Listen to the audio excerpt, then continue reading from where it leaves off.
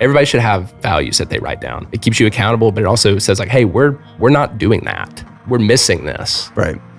And then two, it's just like, what are you driving towards when we're making these goals? Do these fuel the goals that we've set? Mm-hmm. Will these written down statements help us get to that thing? So it kind of helps refine the goal too, which I think is helpful, because then you're like, oh, okay, well, these goals don't necessarily match the values of our everyday decision making. What has happened in the past when our core values, our purpose, and our goals weren't very clearly established is that everyone was trying to create a strategy and then tactics that would accomplish that strategy based off the vision they had in their head. Because when you go to pursue your goals, if you don't have core values, it makes that decision-making process very challenging, because anything's free game. Like, in order to accomplish my goal, if there's no value, I can cheat, steal, lie. You can do all these things to accomplish that goal. But when you have core values, you're not only proud of when you accomplish that goal, but the way that you got there.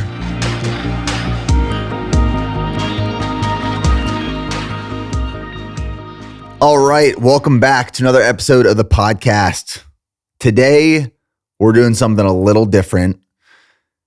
And this topic, or I should say the reason we're doing this episode a little bit differently, which may be something we do in the future, based off how this one goes, this topic is really important to me.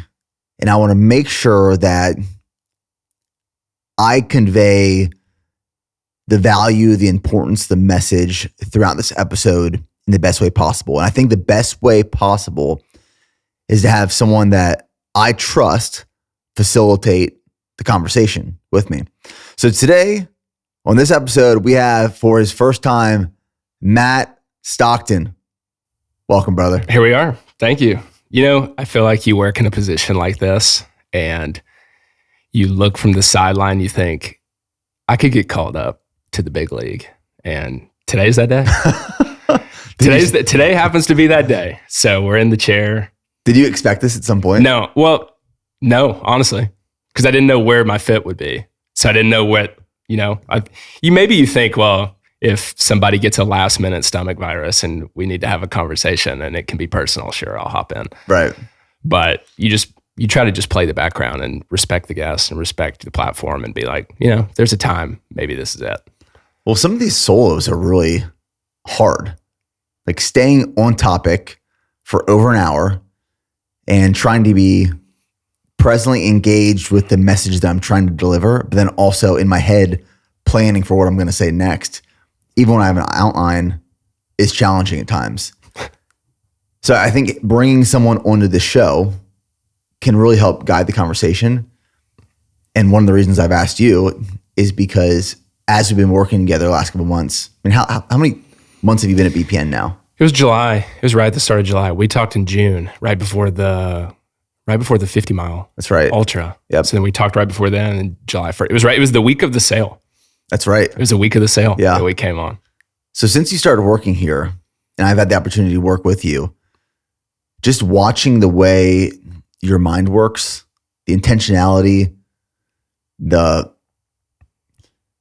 patience you have, the thought process, looking into the future, how is the consumer going to consume this and digest this? And then what action items can the consumer or the viewer or the listener take from what we're saying and apply to their life?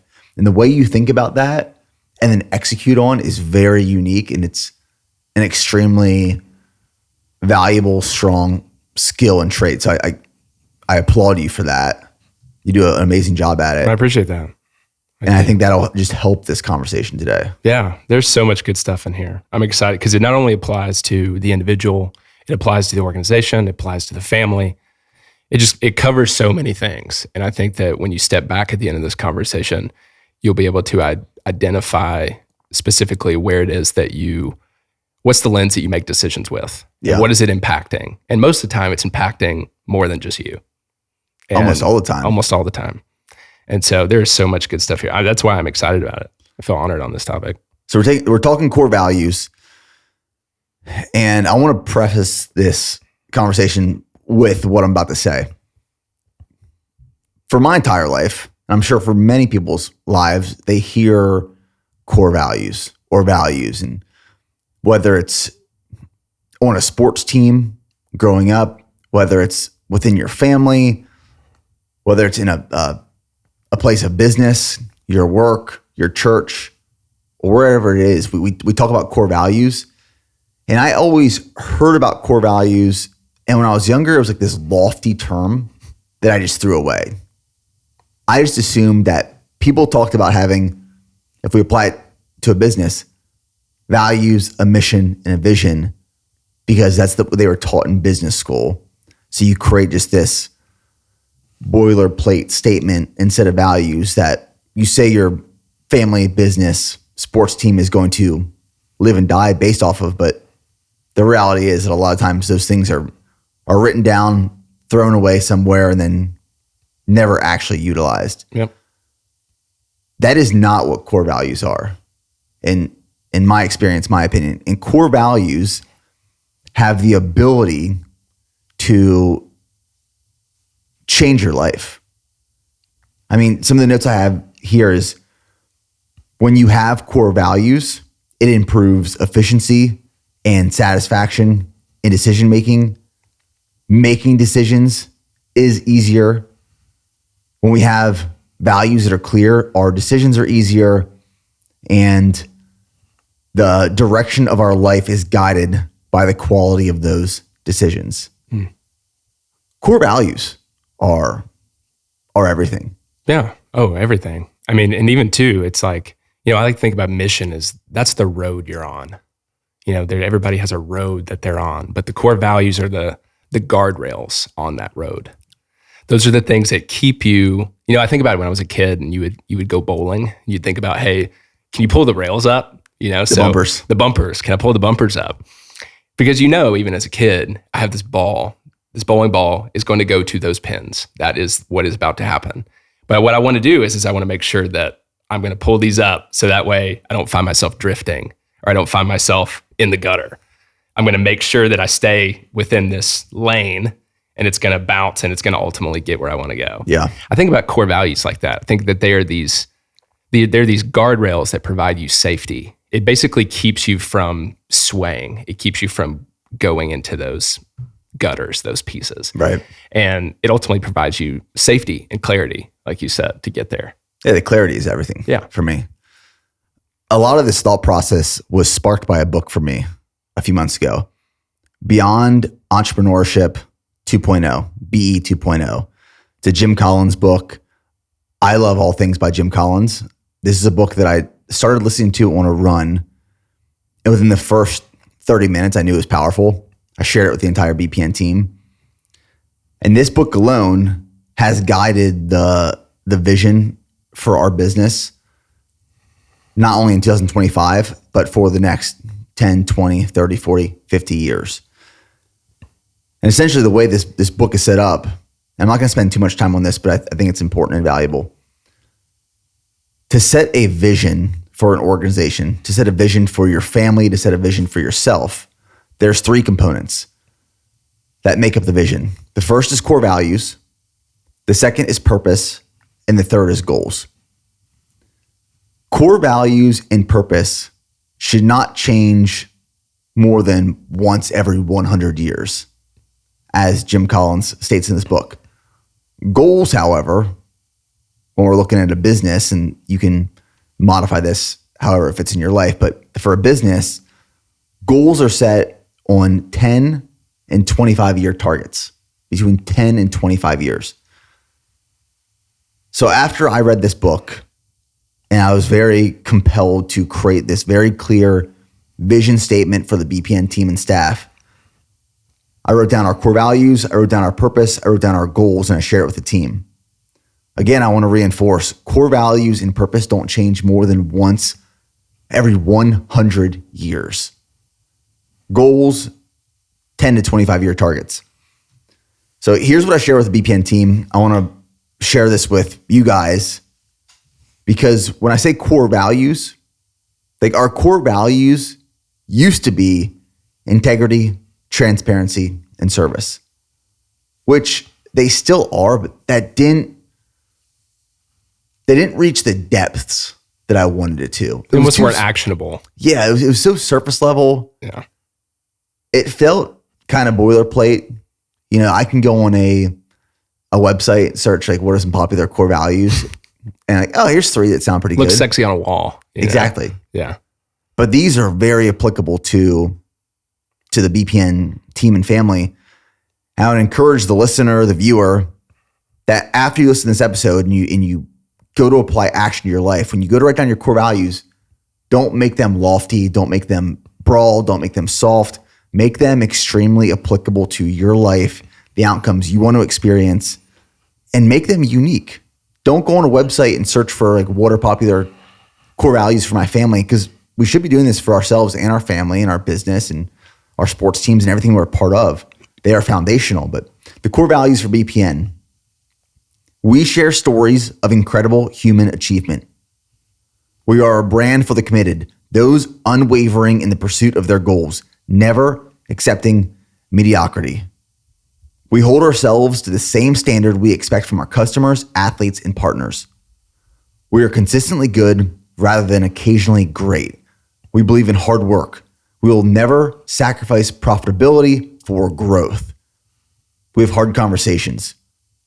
We are professional and we treat everyone with respect, regardless of how they treat us. We lead, but we also listen. Product quality will never be sacrificed for profit.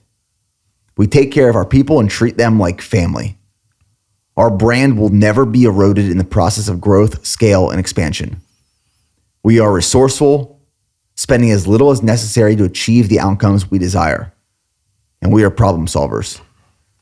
And our purpose is that we help people realize that anything is achievable with hard work, commitment, and consistency. And then we provide them the fuel, resources, and inspiration to do it. So that framework right there between core values and purpose, that lays the foundation for the next 100 years. So I guess before we go any further, I'd love to hear your thoughts. Like when we went through that exercise for the team,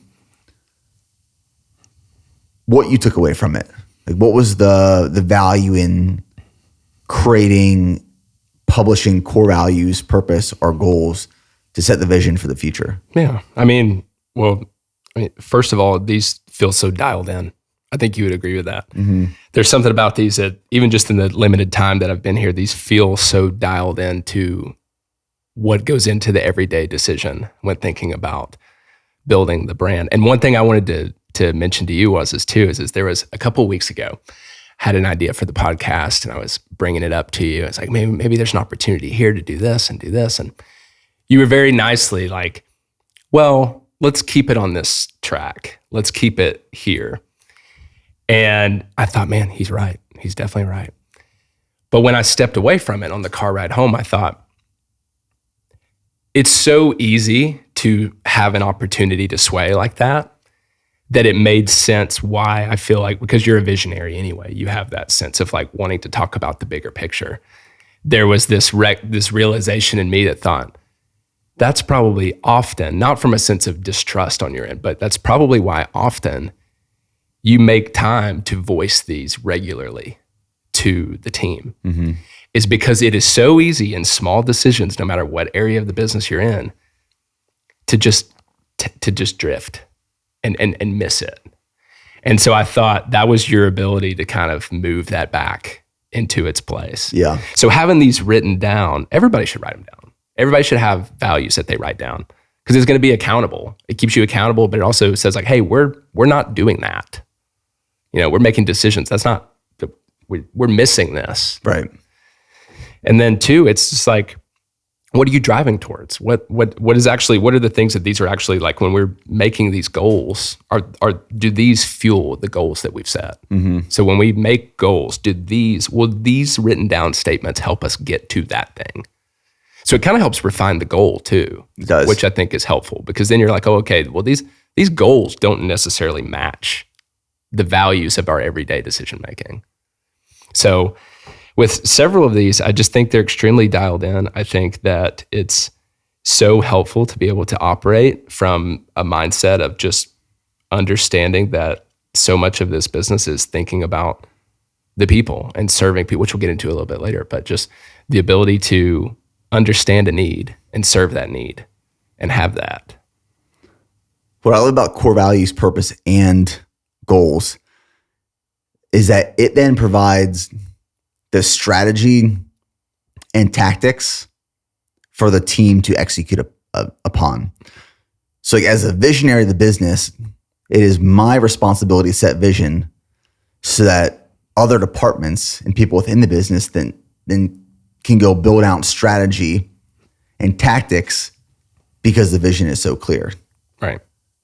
What has happened in the past when our core values, our purpose, and our goals weren't very clearly established is that everyone was trying to create a strategy and then tactics that would accomplish that strategy based off the vision they had in their head. Mm-hmm. And there wasn't this central force of saying, this is where we're going. Because when you go to pursue your goals, if you don't have core values, it makes that decision-making process very challenging because anything's free game.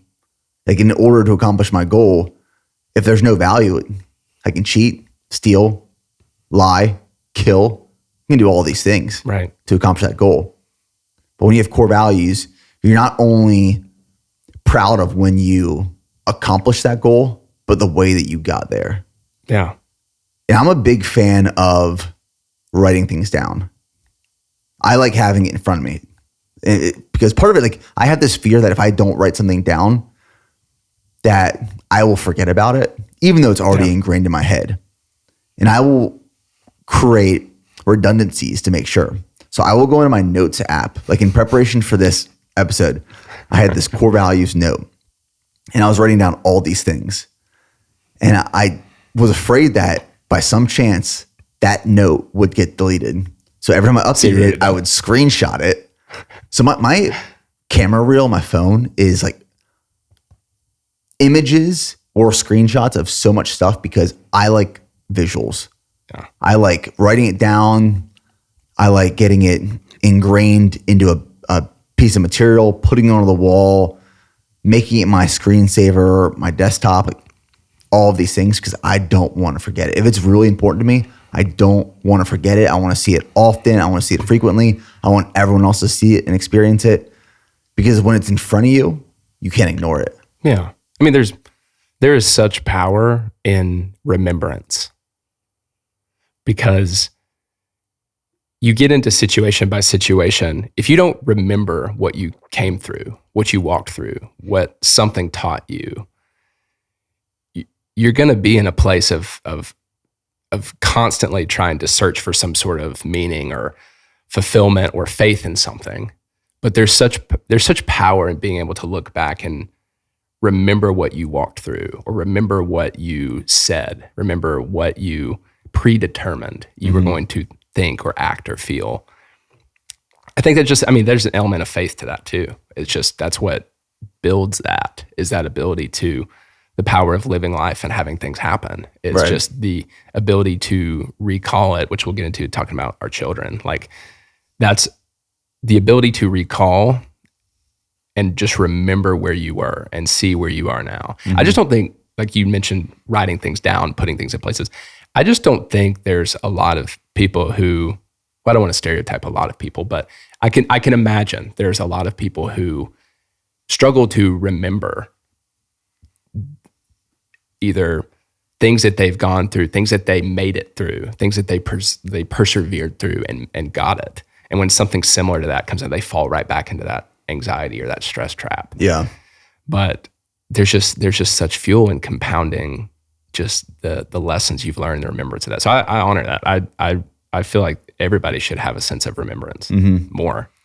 Growing up, I'm curious, like your background, how were core values incorporated into your family growing up? If they were at all, were they talked about? Was it shared? Was it very clear? It was, I would say it wasn't something that was extremely defined. I mean, we grew up, my parents we would go to church on Sundays. We were basically seen and exhibited good behaviors, treating people with kindness. But thinking about core values was always kind of something that seemed very organizational to me. It seemed like something that this was like for a company or for some sort of organization or some sort of group. But, and that's not to say we didn't have any in our family growing up, but I think that when I was able to take responsibility into my own family, I just saw a greater potential as a dad, as a man, to be able to step in and lead that in a strong and powerful way. Because I don't think any of us were raised or maybe had the upbringing that was extremely perfect. The parents, no parents perfect. But I feel like what I did learn is I grew up and I learned and I saw treating people well, understanding that life is more than just beyond yourself. Right. There's more than just this self-fulfillment. That only goes so far. It's just going to be a never-ending cycle of just continual trying to fulfill that. But as I became a husband, as I became a dad, I started to realize that you just get a better sense of legacy. You and I have talked about this. It's just a greater sense of understanding, what is it that I'm leaving behind? What is it that's there? I wrote this down so you could see it. So the Barna Group did a study. They said most children begin developing their own worldview by 18 months. Wow. And the age of 2. By 9, it's fairly determined that their moral compass is set. And then by 13, their worldview is almost fully formed. I have 2 boys, the youngest being 18 months. So I'm very much thinking about, what are they seeing? What is the life that they're interacting in? How do they see their dad making decisions? What do they see him value? What do they see him? How does he talk about what he values? How does he show what he values? And so for me, that's one of those things that I feel like a natural gift that I was given as a human coming into the planet is I've always enjoyed the thought and idea behind living this life with deep purpose and fulfillment and connection, and what does it take to get me there? I was raised in a similar way where I watched my parents do good things. Yeah. They treated people well. They were selfless servants. We went to church. We were active in the community. But like you said, it was never defined. We never sat down and talked about what are core values or how you live a life of purpose. It was through observation and observing and then replicating and just embodying the way that the family was being raised and growing up. And I'm pretty confident to say that people in our generation grew up in a similar way, because podcasts weren't a thing. Self-help books were not popular. All of this content wasn't out there, which there's a blessing and a curse to all of that, but there's more of an awareness. There's more resources. There's more tools available now to help us be guided in a way of being better, selfless servants for our family, for the people in our lives, for our community. But having kids, becoming a father, and I talked about this on my Instagram story this past weekend. It sounds so cliche. It changed my life, as I'm sure it does to every single person who has kids. Having my first child, Charlie, my daughter, changed my life, but it changed my life in a different way. It was exciting, it was new, it was challenging, it was hard. I felt the responsibility. But when our second was born, Nico, 7 months ago, in these last 7 months, I have grown more personally and professionally than I have in the last 7 years. Now, it might be a coincidence of just like the chapter of life I'm in. I'm getting older, I'm more experienced, maturing. There could be just a coincidence. But just the way that my mind is thinking about what's important to me, what's not, the legacy I want to leave. Just hearing that by 9, what was the stat? By 9 years old? By 9 years old, their moral compass is fairly determined. You have 9 years as a parent. Yeah. It's a big responsibility. Big. It's a huge responsibility. It shapes the present moment instantly. And so many young parents will say, and they've even told me, like, you just got to keep them alive when they're young and then get more involved when they're older. But it might be too late. No. And you're not only helping raise your children and guiding them so they can become successful in their later years in life, but so they are contributing members to this world, to this society. So they are shaping and helping to shape the world and the people to become a better functioning place. That is the responsibility. Totally. That I feel. Totally. It's almost like I think about like a bow and arrow. I read it like this once, is you're basically taking your children, you spend all this time parenting, you're pulling it back. There's going to be tension, there's going to be growth. But then at some point that arrow is going to launch and they're going to go out into the world. And it is based on where you aim and where you pull the target that they're going to hit. And that could be kind of scary, which it is scary. Nobody's ready for parenting. Like you can be ready, but every child is so different. But what it does is you just realize that as far as I pull back, I want them to go far. I want them to grow up and want a relationship with me, but they don't need me. They're able to see society, see the world, understand it, contribute to it, make it better than it was when they left it. And that's, I think about that, and parenting is that it's worth the stretch. It's worth that tension. It's worth pulling back, because one day I am going to have to let go. And one day they are going to shoot towards a target. Which target is it? Mm-hmm. And how far away is that? And what? And so to me, the thing that's helped me so much, even as my oldest son is 3, is trying to reframe, and you'll resonate with this totally. It's just the presentness of just trying to remain present and just remember that this is such a chapter I'll never get back. And what in this moment is teachable. Maybe trying less to think about being anxious or stressed or certain things to punish. Maybe they need to be punished, or corrected, I'd say. But it's more about looking for opportunities where things are teachable. Mm-hmm. They're curious as ever. And there's just such potential in being able to find teachable moments to pull aside and say, hey, let me show you about this. Let's talk about this. And just the power of teachable moments, how that can reshape, because, the crying to a laugh, back to a cry, the emotions just go back and forth like crazy. But just the ability to just shape the perspective really quick. They know you're in your corner. You're just looking for an opportunity to look at something and say, what is teachable in this? I think that's given me a new energy. I've had this thought on, you used the word chapter a little bit ago. I've had this thought the last couple of days. And as you're talking about pulling that bow and arrow back, I think, the harder you pull that back and the further you pull it back, the more challenging, the more resistance you get. That's like raising kids. I mean, you're just getting your butt kicked. Yeah. Daily, it feels like sometimes. And when you have the opportunity to sit at a table or a dinner or just an event with other parents, and you have the ability to vent and share. It's like, you get it. What's going on. Yeah. One of the things you'll typically hear is, it's just a season. We just have to get through this season. And I've been thinking about that term season a lot recently. And I would almost push back and say it's actually a chapter, kind of like you mentioned. Seasons, just like fall, winter, spring, summer, they come, they go, they come back again. We know that when one summer ends, it's going to come back the next year at the same time.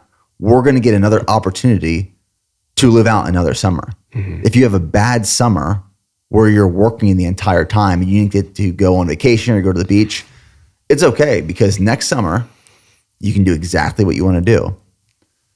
Certain periods of our life are actually not seasons, they're chapters, because chapters, once you finish one, you turn the page, you don't go back and reread chapter 1. You go from 1 to 2 to 3 to 4 to 5, so on and so forth. And I've been thinking about this in terms of a lot of things, but I can use raising kids for an example. With raising a toddler and then a young child right now, I can easily say, oh, we just got to get through this season. But it's actually a chapter. And the chapter we're in right now doesn't happen again, because next year it's going to look completely different. We're going to have a 3.5-year-old and a 1.5-year-old. And after that, it's a 2.5-year-old and a 4.5-year-old. We don't ever go back to the 7-month-old and the 2.5-year-old. And I'm applying this to raising kids, but I mean, if you're building a business, I look back at 2017 when really starting BPN. We started the brand in 2012, transitioned out of the Army in 2017, went all in on building the business that year. That year was so much fun. And I would love to relive that year. I say it all the time. I would love to go back and relive that year because it was so much fun. But the reality is that chapter is over. And I can go back and try to do the things that I was doing in 2017, but there's more people, there's more responsibility, we have a bigger business, more customers. I can't go back to that chapter. That chapter's over. So when you're in the chapter, even if it's challenging, and it's much easier said than done, but as I've been having some hard days raising kids and building a business and all the things in life recently, and I'm overwhelmed, I just think back to, okay, this is a chapter in life that I'm not ever going to get to relive again. Do I want to waste it? Do I want to take advantage of it? Do I want to skip it? Because if I skip it, what am I missing? And I've just reframed my thought process just recently from season to chapter. Yeah. I mean, that goes back to that teachable. What in this moment is teachable? Because there's a mindset or an atmosphere or this part of my life where I may be emotionally equipped in a certain feeling or season to learn this lesson right now, that later on I may not learn it in that way. And so being able to just have that sense of understanding that failure, mistakes, trial, error, it's going to happen. We all know that that's going to happen. But what in that moment is being defined, what you define is how you're standing back up and learning what was teachable from that. Right. I mean, BPN's built so much on the process. It is about the process. It's about being able to take a risk and have a big goal and set something and work towards it and continually refine it. That's so much of what it's built upon. So I can imagine, especially you, with as many chapters as there's been. I mean, you've done a series about it. You've done literally a Building the Brand series. You've defined those chapters. Oh, yeah. And it's been fun, I'm sure, to dig that back up and start to think about, I remember that time. I remember when it was so different. I remember when I was editing videos for 18 hours. And, I remember having to sit in every seat. But also think, I don't want to get too off topic, but I think that's why some of these core values really resonate, because I think BPN's in a unique position where there really isn't a seat you haven't sat in this business. Yeah. And I think that because these core values are written with that perspective, it transcends a cultural shift. Because what's happened is now people in warehouse operations, brand, you take all the different departments, everyone feels like they can contribute to this. It's not just like, we want to fuel you to run the fastest marathon, what we do, but it's not necessarily about that. These are written to where no matter what area you focus on, no matter where your skills are, no matter where you work in the business, you feel like you're contributing to this. Right. And I think that comes from those chapters that you went through and the seasons where you sat in every seat and you maybe thought, I don't want to do this anymore. I can't really do this anymore. I'm exhausted. Or I'm going to keep doing this even though I'm exhausted. Hopefully one day it'll be better. But I do feel like it's because of those chapters you were able to now sit back and define something that gives every seat in BPN meaning. Yeah, that makes me think of something actually. We only recently defined our core values. So people may be asking the question, well, if you didn't define core values before recently, how did you build a business that maintained culture and values That's a good question, though. throughout this entire last 13 years? It's because of how involved in the business I've had to been. Staying really present and active and constantly leaning in and being vocal. Hey, this is not the way we do things. This is the way we do things. Hey, we're not going to make this decision because of X, Y, and Z. We got to do it this way. So what was happening these last 13 years is I would just inject myself into all these different parts of the business to keep course correcting. The team has done an amazing job of staying within guardrails, I would say. But as the founder, it's my responsibility to define those values and that purpose and not just assume that people can read my mind and calibrate their thought process based off what I'm saying yes to and what I'm saying no to. Right. That was my biggest problem and my biggest miss is that I thought that with enough repetition and vocalization that I would calibrate the hearts and minds of everyone. Right. And to a certain degree it does. But after having defined exactly what the vision is in those components being core values, purpose, and goals, I now don't have to constantly be going into every department and saying, yes, no, let's modify this. Here's why. This doesn't align for X, Y, and Z. We have a document, a vision document and a tone of voice document and a brand guidelines document that outlines a lot of directional decision-making that is required in the business. So it was just that the reason it's so important to define these things is because if you don't define them, you're going to have to be in every situation, right, every conversation, exactly, and being a part of every decision to make sure it aligns with what's in your head, not what's on paper. Exactly. Yeah. And then at that point, you can really focus on 4 or 5 people and really pour that into them, knowing that that's going to be rippled out right onto their teams. Just takes less pressure off. I want to take a quick break in this episode to talk to you guys about how I use our products around my endurance training and how you can as well. Now, here at BPN, we've created products to fuel your performance and optimize your recovery. But I want to talk specifically around how I use these products in my morning run. Before my morning run, every morning, I'm not training fasted. I want carbohydrates and I want electrolytes. So I consume 2 scoops of G1M Sport, which is our carbohydrate and electrolyte powder, and 1 Go Bar, which is our lightweight oat-based bar. With this combination, I'm getting about 800 milligrams of sodium and 76 grams of carbohydrates total. Carbohydrates for the fuel, electrolytes for the hydration. This is going to set me up to have the best run possible. Fuel and hydration. Now, based off of the distance, duration, and intensity of that run, I will add in Go Gels during the workout. And the Go Gel is our simple ingredient endurance gel, 24 grams of carbohydrates in each gel and 110 milligrams of sodium. We have a non-caffeinated version and a caffeinated version. The caffeinated version has 75 milligrams of caffeine per gel. And I will have 1 Go Gel every 30 to 45 minutes or every 4 to 5 miles. And we really created the Go Gel for these bigger effort runs or endurance training sessions and races. They are extremely useful during races because you get a quick hit of energy from the fuel, the carbohydrates, some hydration from the electrolytes, the sodium, but they also digest very easily. So you're not going to have stomach discomfort and GI distress. And then after my run, I want to rehydrate.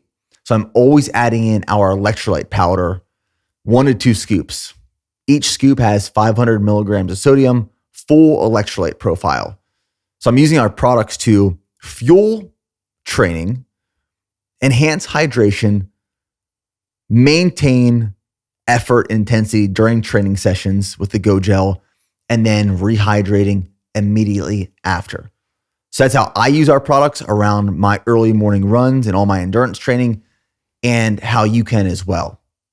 So go to bpnsubs.com, check out all of our endurance products to fuel your performance. And now back to the episode. One of the podcast episodes that I've shared recently with the team, I shared with you specifically, and I just want to bring this up because I think we can riff on this for a little bit. It's very applicable to having core values. And it's from the Resilient Show. And it was episode 037 with Pastor Joby Martin. I highly recommend this episode of the Resilient Show. I second that for sure. It was incredible. And it was titled Biblical Manhood and the Crisis of Masculinity. Now, I wanted to make sure that when I shared this with the team, because we have men and women on the team, I shared this episode saying, hey, we should listen to this because this is really important for the way that we're going to build our business into the future and the foundational core values that matter to us. It's titled Biblical Manhood and the Crisis of Masculinity. So you would assume, and in the context of the show, it was about growing up from being a boy to a man. But I encourage the team, and I would argue for you guys as well, don't think about this being gender specific. Whether you're a man or a woman, the key takeaways from this episode are applicable to just growing up and maturing.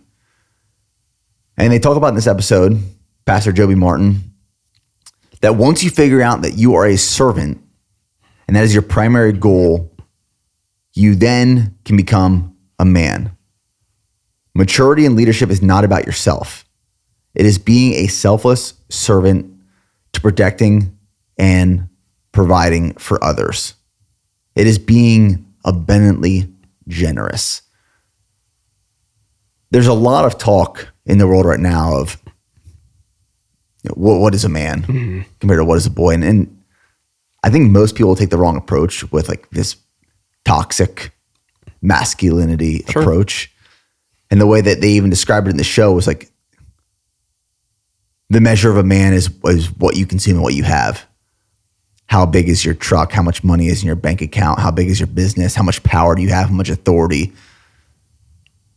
But that's like the wrong way to think about it, as was positioned in this episode and as I believe as well. When I look back at my younger self, I positioned myself first in a lot of things that I was doing. And to be honest, bootstrapping a business with very few team members by yourself in the early stages, that's kind of just what I had to do in those early years. But if I would keep pursuing that way of building and growing, positioning myself first into the future, I would digress. I would decline in my personal and professional growth. I wouldn't be proud of the person that I was becoming. And there's this transition from boy to man, and then thought process of, it's not about me being first anymore. It's me being a servant to others. As a man, as a mature woman, man, it is our responsibility to prioritize taking care of our community, our family, our team members, our children, our employees, our spouses before us. That is growing up. And that is guided in these core values that come from a biblical foundation and reference. And I thought that was such a powerful podcast to just think about as we grow up and as we lead people. Yeah, it was a powerful podcast. Anybody, doesn't matter gender, age, everybody should see something that speaks into that because it's so powerful and it's needed. But yeah, I agree. And even looking at it from a biblical perspective, it talks about it's the man who leaves his parents and goes to take his wife and lead his wife. And from there, it's that immediately speaks to this life of servant leadership, is because you're choosing to go out from underneath and step up to eventually lead. and provide and protect. That alone speaks to that. But to your point of, there's only so far when leadership feels like something that's truly earned, not necessarily that's just, it can be given. But I feel like when you really start to grow as a leader is when you understand that it's earned. It's about the people that you're pouring into, and that you get to work with really amazing people. And you get to, and even when it comes to your family, it's like oftentimes the tone and the leadership of the home is gonna be mimicked where you work. It's just it's almost hard to separate those. Yeah, I agree. So a good leader is going to always, I want to make sure I phrase this the right way, but is such a good leader of themselves, because that's what helps them show up for their family. It helps them understand the importance of core values. It helps them be mission minded. It helps them be in a place where I know where I'm headed. I know who I am. I know what my purpose is, what my goals are. And I know that my family is my call. It's my duty to look after and protect and provide for them. And for these people that I work with, it's an honor to work with people. And it can be, being able to, when you're all aligned and hungry for the same thing. I think there's power in that. But just being able to see this level playing field, having the ability to step up and make decisions that no one else is called to make. You're called to make those decisions. But I feel like what helps you make those decisions is your understanding of your team, your understanding of what it is that makes us us, and what is the thing that's going to ultimately help us get closer to that vision and mission. It's so timely, this topic, because we literally, my wife and I and some friends of ours in our a small group that we have, literally took time this semester to define what is our family mission statements. Because there's a lot of people getting ready to have kids, and it's like, what is the thing that's going to guide that? Now that you're thinking about that, but what did that process look like for you guys identifying that? It is interesting. There's my wife has some friends who they kind of built out a curriculum built for groups just to kind of get the ball rolling. Like, let's define what this actually is. What does it mean to have a family mission statement? And with examples of theirs. And then they have these things called permanent plays, which are really like the 5 to 7 different sort of values that help kind of drive that ultimately. So the process was just being able to split off and, give, because some couples just need the space. And I don't want to silo this just to couples. Some people just need to have space to dedicate time to say, what is actually important to me? What do I actually care about? What's actually important to you and your family, not exactly what do you think is supposed to be important to you and your family? That's a great distinction. A great distinction. What innately is important to you and your family, and that you are set here and called to do and to accomplish. And that's going to look different for everybody. But a lot of times you just need the space to sit and define that, because it's not just going to necessarily be something that it's not reactive. I think it can be scary if you want to somehow conjure up a mission statement or come to a mission statement as reacting to something that happened. Right. I feel like it has to be above that. You mentioned something a little bit ago about leadership. And that typically, if you have a leader, that leader is a leader in all aspects of their life. And you rarely find someone who is a leader in their business, but not a leader in their home. And I would argue, if you find someone or come across someone that lives that life, they're not actually a leader. To want to be a leader in your home, in your family, there's no financial incentive for that.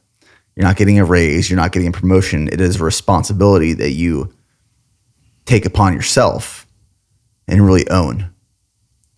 There's a lot of people who start working in a place of business and they go to the CEO, they go to the founder, they say, I want to be on the leadership team. And the question is, well, why?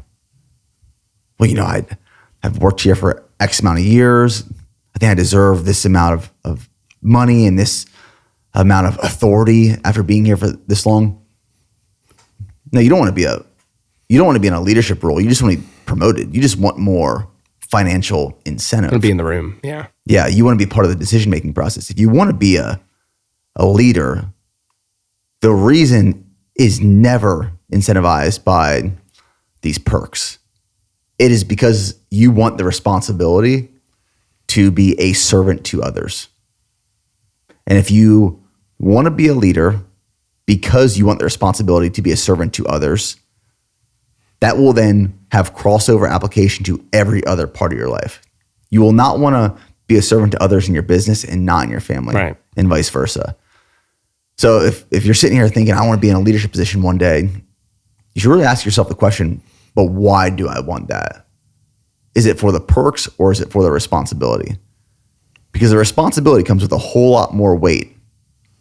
And even if it comes with more money, the weight is much heavier than the financial incentives might offset. I can promise you that.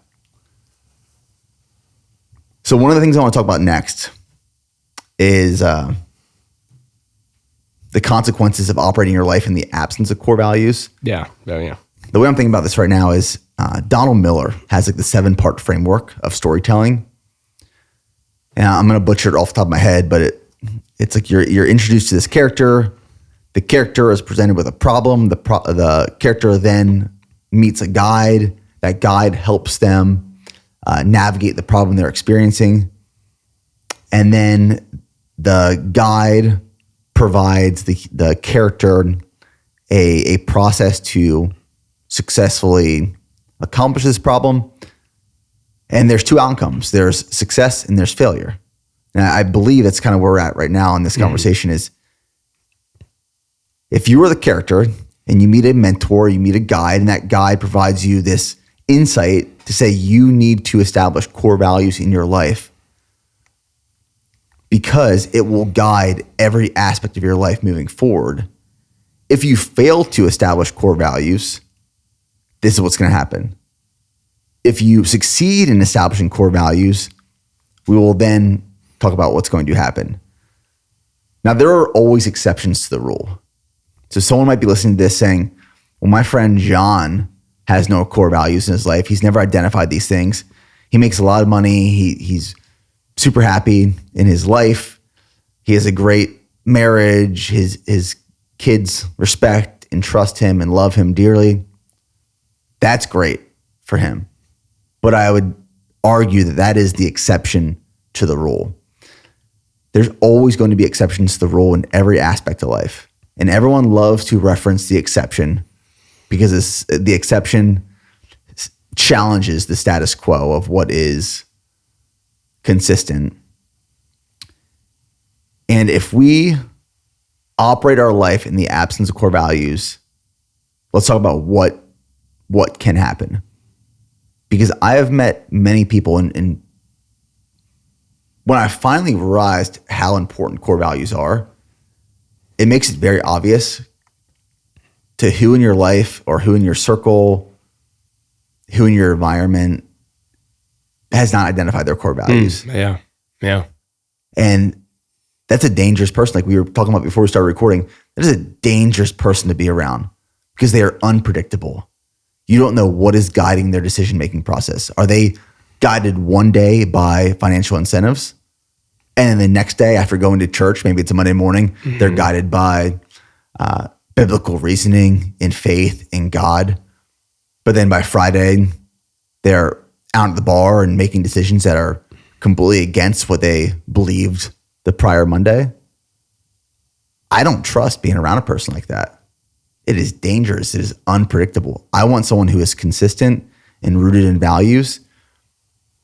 And I don't know about you, but like I now can identify people in my life who do live their life based off a set of core values and who do not, or who don't value core values. Oh, for sure. Yeah, it does. It is kind of strange how that lens kind of turns when you start to identify that.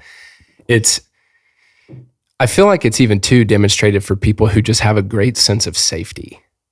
I think there's just something about and what I mean by that is that there's just a home sense with them. It just seems like either talking with them, decisions they make, the way that the hobbies they have, the books they read, or the people they surround themselves with just have this uniting sense where it feels safe to be around them. Because I think that's what ultimately that can do, is having that core value belief system is ultimately, in a way, a safety mechanism to ultimately ensure that I am on the road that I'm trying to stay on, and that a lot of these relationships in your life are mile markers, kind of just continually proving that which it's a mile marker for a road, but it's is it the road that you've set yourself to be on? Yeah. But it does feel like it's easier to I don't want to say easier, but you do become more aware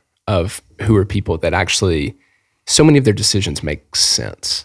You hear something somebody did, or you hear something, you're like, oh, that sounds like that totally makes sense. Mm-hmm. You're just so in line with what it is that they're living for and doing, even down to something small, like they went there to eat. It's like, that makes total sense that they went there. It's just, you just start to get a greater sense of understanding of this person, and so much of what you learn about them makes sense. But like you said, if there isn't that, it just kind of seems like you'll start to see certain things in people, or you'll see decisions, or you'll see posts, or you'll see something that's like, I didn't really see them going there or doing that. Yeah. And maybe because that was based on a in the moment decision, that was a feeling, that was acting on a feeling, that was acting on some sort of emotion that influenced them to do something in some form or some way. And that, again, that's dangerous. It's very dangerous. So, talking about the absence of core values, I want to really lean into suffering. And that's a great topic. I did a lot of prep, and I spent a lot of time in my own thoughts for this episode. And I kept thinking about the value of suffering, and that suffering is inevitable. We are going to experience suffering in life, which is not a bad thing. Sometimes we choose our own suffering, and then sometimes we are presented with opportunities of suffering that we did not choose. For example, we can choose to sign up for an ultra marathon or a race and put ourselves through this really hard, challenging preparation and experience, race, competition, and suffer through. It's painful. It hurts. We start having moments of self-doubt, and we can grow from those moments and those opportunities. And then there's times where things happen in our life, unforeseen circumstances, tragedies that we end up suffering through, and that we then are responsible to trust God and know that He is having us suffer for a meaning, even if we can't identify it or understand it in that moment. So as I was trying to think about all of these things around suffering, I reached out to Pastor Lyle Phillips a few days ago. He was my pastor when we were living in Nashville at Legacy Church. And I just sent him a voice message. It's like, Pastor Lyle Phillips, I want to talk about suffering in the context of core values and the consequences of operating your life in the absence of core values, and the importance of having meaning and applying meaning to suffering. And he sent me back a few things. If you don't have core values established or defined in your life, then when you go through moments of suffering, whether you've chosen them or they've chosen you, it's really hard to identify meaning. And suffering without meaning is wasted time. It's wasted potential. Much of this entire episode is very biblical. It's really hard to talk about core values and suffering and meaning and all of these things without referencing the Bible.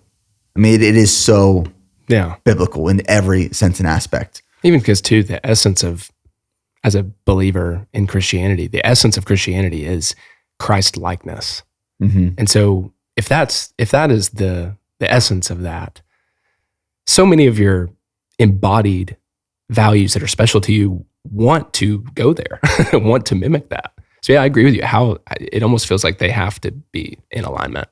It's almost hard to not be. I mean, the reason that Christ was able to be so consistent and predictable and challenge all these people who were against everything that he was for is because his core values were so strongly rooted. Mm-hmm. And they were so unique and special to him that even when everyone else argued against it, doesn't matter. Like, these are the foundational principles that he believed in, that we should believe in. Yeah. So why in what sense ever should we try to conform to what everyone else is telling us to do when it is completely misaligned with our core values and his core values? Yeah. And even too, most of the time when you think about times where he spoke or corrected something, it was almost seen as a societal shift. Like, what do you mean? Like, it almost flipped things on. He was very good about flipping things on its head and almost repositioning people to think about something dramatically different. And that's sometimes, I think, what people with core values can speak into you. Mm-hmm. They can almost flip certain things in you on your head and start to make you think, wow, what actually is important to me? What actually is the way? I think there's something to that. There's authority. I think that's the word I'm looking for. It gives you authority, I think, to speak into other people. Before we started recording, you used the word sway. We talked about that a little bit. That might actually have been when we were recording. I can't remember, but we used the word sway. You ever meet someone who is so confident in their beliefs and their values that when you try to challenge them, they don't argue against, but they're like, no. That is not what I believe in. And here is why. Mm-hmm. I've met people, I've had conversations with people like that before. And I realize someone is so confident in what they believe in. I'm not there to argue, but I'm there to understand. Mm-hmm. Okay, if you believe this so much, I want to learn from you.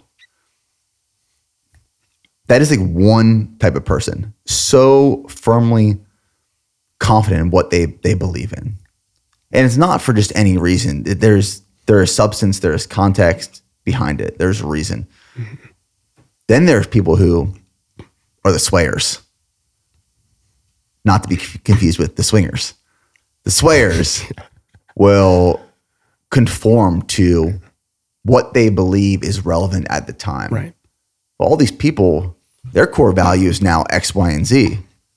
Maybe I should just like sway my core values to conform to theirs so that I am accepted, because maybe their core values are right and mine are wrong because they're not confident in theirs. Did I get that right in the way that you were thinking about sways? And you even mentioned like a chameleon. Yeah. You'd kind of added that to the conversation. It's just being able to, and then at the end of the day, it's just like, is that naturally aligning with the things that matter to you? We all have things that matter to us that are different. And there's the danger of being a swayer, is because a swayer is necessarily going to, it's just not, oftentimes it's just not rooted in anything. Mm-hmm. And when you're not rooted in something, that you're going to find yourself in places you didn't maybe think you'd find yourself. Yeah. We've talked about this in the business recently, but like, instead of going wide, go deep. Yeah. Go deeper. So Pastor Lyle Phillips sent me over a few verses that I want to share that I think are applicable to what we're talking about. Romans 5:3, suffering produces perseverance or endurance, character, and hope. Like, we will grow through suffering if we apply meaning to that suffering. Some people suffer and they don't have values. They don't provide meaning to that suffering, and they just complain. They just like, I've met people who just constantly are complaining about their hardship and what they're going through. And I have empathy for that suffering, that hardship. I do, but it is an individual responsibility to tie meaning to that suffering so that we can experience perseverance, character, and hope that comes from it. 2 Timothy 2:3, join with me in suffering like a good soldier of Christ Jesus. Join with me in suffering like a good soldier of Christ Jesus. And then Peter 4:12, do not be surprised at the fiery ordeal that has come to you to test you, as though something strange were happening to you. If you suffer, it should not be as a murderer or thief or any other kind of criminal, or even as a meddler. However, if you suffer as a Christian, do not be ashamed, but praise God that you bear that name.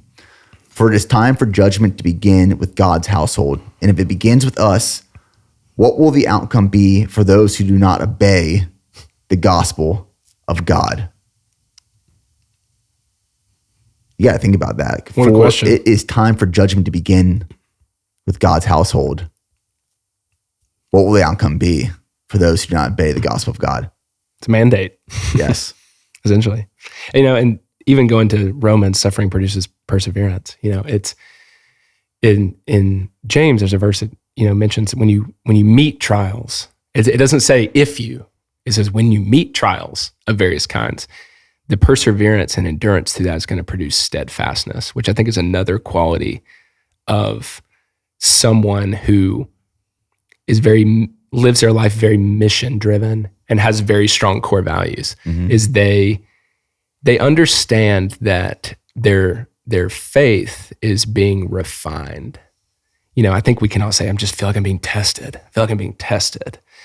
And sometimes that can have a negative to it, a negative connotation to I'm being tested and I'm just stuck. And being grinded down and being worn down. Exactly. But instead of thinking of it as like, am I being worked down or am I being sharpened? Because you do the same thing with sharpening. There's this kind of a same approach to that. And I believe that when it mentions steadfastness, the root of that is being steady. And I think about how many people, leaders, mentors, people that you have that they're steady. There's something about that. And I mean, that's so much, that word is even integrated into BPN too, the ability to be consistent, to be steady, the ability to be refined, because refined means to remove impurities. And so when you think about being refined, it's the ability to take those misconceptions or those places within you, and you're just slowly starting to refine it. But what's going to refine that is times of suffering. When you meet times where you're going to have trials, you're going to have something where you suffer and you're stretched because of it. Mm-hmm. But in what other heart posture could you learn that or grow from that without having that experience? Yeah. You have to ask that. I don't know. I can think of stories, my own sufferings, my own trials. What headspace was I in? I was in the headspace where the lesson I look back on now of what that brought me to really was the thing that it taught me that lesson in that moment. I had to go through that. I had to experience that. So it's always powerful to think when you meet trials, not if they happen, but when you meet them, it's going to give you the ability to grow endurance and perseverance so that way you can become steady. Yeah, it's that refinement, that sharpening. Yeah. One of my favorite authors is Dr. Henry Cloud. And probably my favorite book by him, there's two that I love, Trust and Necessary Endings. And in Necessary Endings, which he's a faith-based pastor or faith-based author, sorry. But in Necessary Endings, he talks about this concept of pruning, which I've talked about many times on this podcast before, but not for a while. And that we sometimes have to strip down parts of our life to allow our lives to grow. And he uses the rose bush as an example. If you look at an old, overgrown rose bush, there's dead petals, there's thorns. It doesn't look as pretty as a rose bush should. There's just stuff everywhere. And to keep a rose bush healthy and strong and thriving, you have to prune it every year.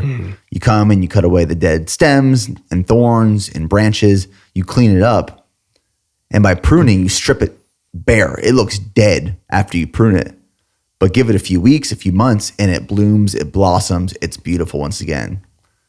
In certain parts of our life, we have to refine, we have to sharpen. Sometimes that is stripping down, which looks empty, looks bare, looks dead, but that's the only way we can then grow and blossom on top of that. So now moving into what happens when you live your life guided by core values. So a few things. Before I want to get into the meat and potatoes of that Craig Groeschel video that I shared with you called Pre-Decide. One, it allows us to fight for the next generation, not just for ourselves. As I mentioned in the beginning of this episode, it improves efficiency and satisfaction of decision making. It provides us clarity and confidence. And when our values are clear, our decisions are easy. Mm-hmm. When our values are clear, our decisions are easy.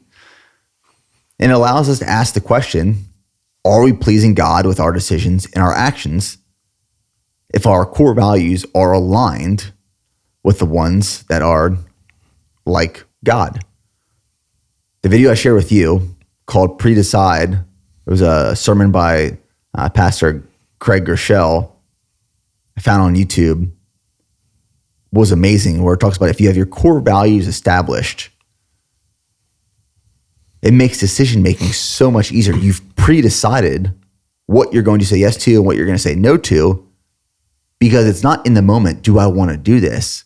It's in the moment, how does this align with my core values? Some of the quotes I pulled from that video: 1, core values promote consistency. 2, the direction of our life is guided by the quality of our decisions. And 3, which kind of just like Jeff Cunningham's quote, successful people do consistently what other people do occasionally. And if we can be more consistent in our decision-making process, we can be more successful, and we're more consistent if we have core values established. All right. Can I tell he does the example of the white belt and the black belt? Oh yeah, that's a great one. Yep. Just to quickly retell it for those who haven't seen the message or the clip, he mentions going to this a jiu-jitsu class where the teacher, the master, he poses the question. He says, "What is the hardest belt to get?" And you instantly go straight to skills, to knowledge, to the black belt, the degrees of black belt. And he quickly shifted it and was like, "No, it's the white belt, which is the very first one you get." Because he said, because most people don't show up. It's hardest to show up.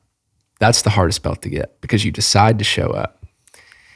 And he said, and then here's a black belt. And he said, you know what a black belt is? It's a white belt who consistently showed up. Mm-hmm. Man, that drilled the entire point for me, like so clear in the ability to what successful people do consistently, what other people do occasionally. You can think and imagine this black belt of the great achievement and knowledge and skill set and determination that it takes for these elite martial artists to achieve that.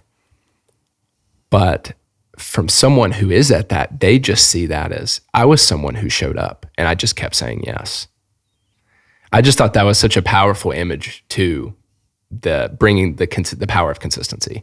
Yeah, I think there's a really good way to tie back or tie together this in the beginning of the episode, where there's the analogy of the belts. And in the beginning, we talked about the analogy of core values being the bumpers. If you're at a bowling alley. Mm-hmm. Now, if you don't have any bumpers up, if you don't have any core values, and if you're a new bowler, the chances of you throwing a bowling ball in the gutter and knocking down 0 pins is high. You have little experience, skill. You're gonna throw it in the gutters, or in the gutters. If you have core values and those bumpers go up, you can't throw the ball in the gutter. It literally won't. It eliminates it. It'll bounce back and forth. You're going to hit at least one pin. Mm-hmm. And you keep rolling balls over and over and over again. You keep knocking down pins. And you're not throwing any balls in the gutter because you have the core values up. You just keep doing that years and years and years. You're going to knock down thousands of pins. That is consistency compounding. That is success. That is growth. So the person who threw the bumpers up maybe never got a strike, maybe occasionally gets a strike, but more consistently knocks down a couple pins, has made much greater progress than the person who has the bumpers down and throwing balls in the gutter over and over and over again. That's a great distinction, because just because you put the bumpers up, what we're not saying is there can't be these gutter moments where you can't find yourself in places where you didn't imagine yourself. That's not what the essence of it is. But what it is saying you're setting the playing field to where I may hit one pin, I may occasionally get a strike, but right now I'm thinking at least it's going to get me to the pins.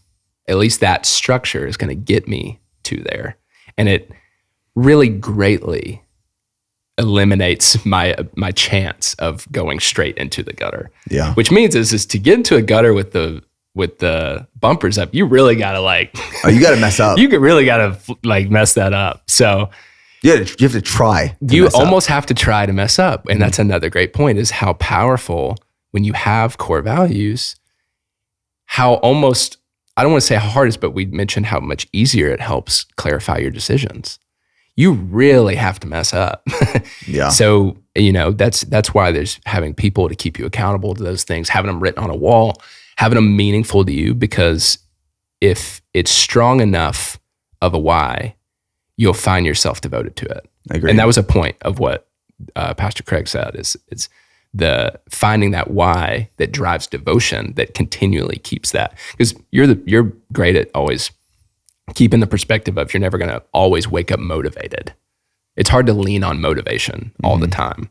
But having that why so locked into what is important to you, that's the thing that's going to continually fuel that devotion to that thing. And so, yeah, you put those guardrails up, you really got to mess up. I know I've said that several times, but you really have to intentionally go around that, because what you've done is you've clearly defined the lane.